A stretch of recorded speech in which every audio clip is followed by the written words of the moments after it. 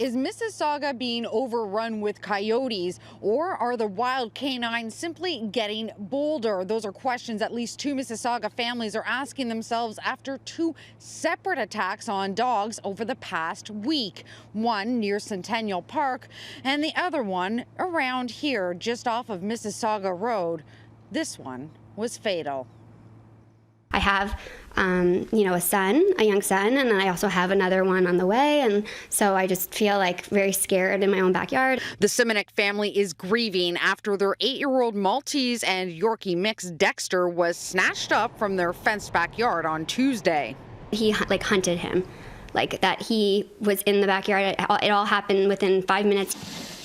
Stephanie was in the kitchen when she let Dexter out. When he didn't come back in a few minutes, she got worried. She started looking for him, but her husband was the one to find him.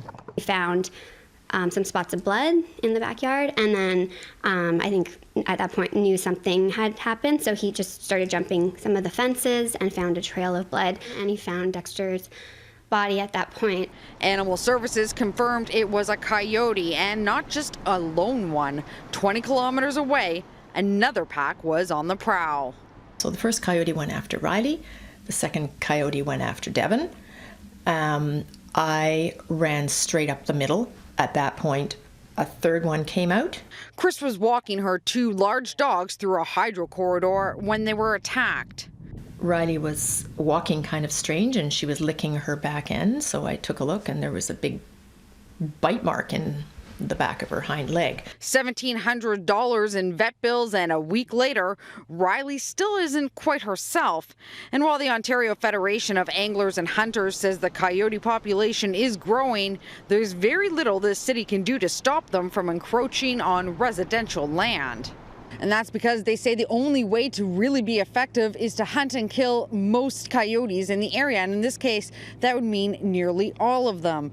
But hunting coyotes simply for acting like themselves, well, that's not exactly humane either.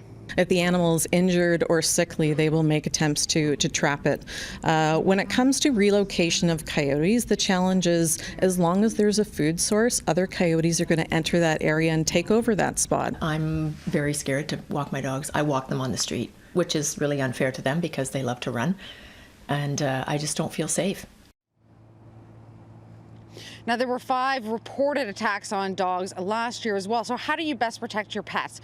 Well, the first way is to never let them out of your sight. That means keeping cats indoors and making sure you are always with your leashed dog when they are outside. The other way is to build high fences that go deep in the ground. Unfortunately, neither of those methods would have helped Riley.